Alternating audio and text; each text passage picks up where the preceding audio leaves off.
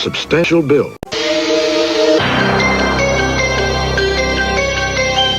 Our next story is about a computer systems analyst. In 1992, she found herself pulled into a strange netherworld where she was haunted by a shadowy double. Soon her identity was no longer her own. Her privacy was invaded, her most personal documents forged. She became, in effect, a casualty on the information superhighway. The woman's name was Carol Anderson. Now it is Carol Ryan, and she has a clear and urgent message for our audience. Credit card users, beware.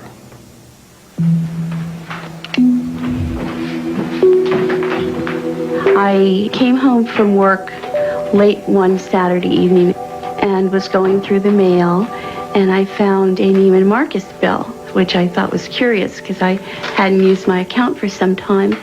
And I opened it up, and there was a bill for over $1,800. I was astounded, and my heart dropped into my stomach, and I got very distressed. So I immediately went to the drawer where I kept my unused cards, and there was my Neiman's card. It was right there in the drawer. When Carol called Neiman Marcus, she was told that the charges had been incurred at their store in Newport Beach, California. Carol lives in Alexandria, Virginia, and had never even been to Newport Beach. 2 days later, she received a bill from another Southern California department store, this one for more than $2,000. Both stores eventually canceled the charges, and Carol assumed that was the end of it. I'm here to renew my driver's license. And your name? At the Department of Motor Vehicles, however, there was another shock in store. Mrs. Anderson, it says here that your license was surrendered in another state in May of 1992. That's impossible. I haven't even been out of the state of Virginia. Possibly you had a duplicate license that was surrendered?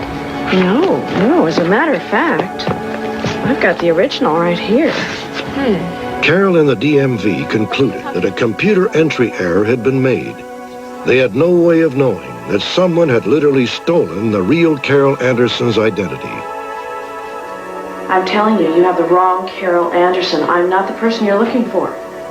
Soon collection agencies began hounding Carol for payment on purchases she had never made.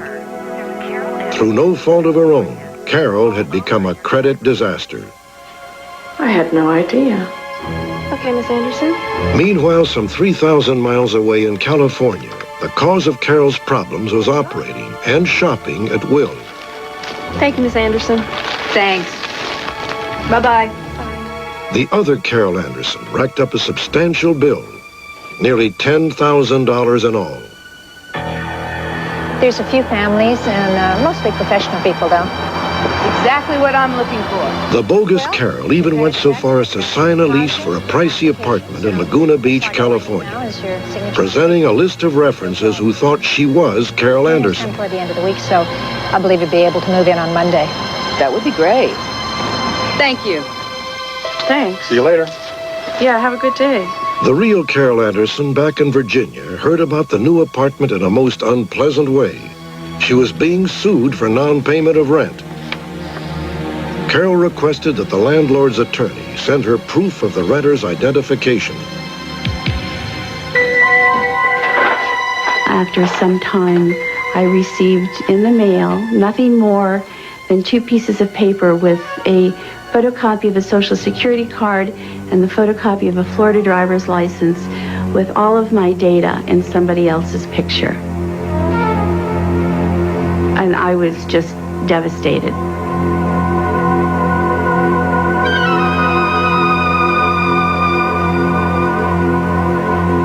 Mrs. Anderson, I have a printout that shows that in May of 1992, you came into our office. In desperation, Carol finally went to the Social Security office to see if they could shed any light on her predicament. Someone came into our office with copies of your marriage license and your birth certificate. And as these are proper forms of identification, we issued a duplicate card. Well, if somebody came in here with copies of my marriage... Now I was beginning to get angry. I had gotten over the initial shock, and I was going to get to the bottom of this.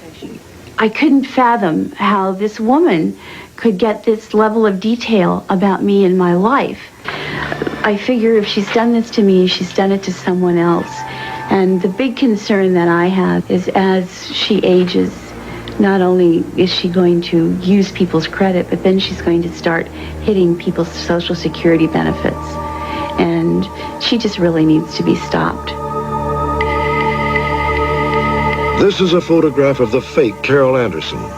Her real name is Rita Carla Faulkner. She was born in Texas on June 1st, 1941. She is 5 feet 3 inches tall, weighs 179 pounds, and has blue eyes. Faulkner has operated her scams in Texas, Florida, and Southern California. A few of the surnames in her long list of aliases are Posado, Johnson, Taft, Vander Elst, Montgomery, Glover, and Hall. There are 4 different warrants out for her arrest. Fraud experts have given us a few tips to help you avoid having your identity lifted. First, never have your Social Security number imprinted on personal checks.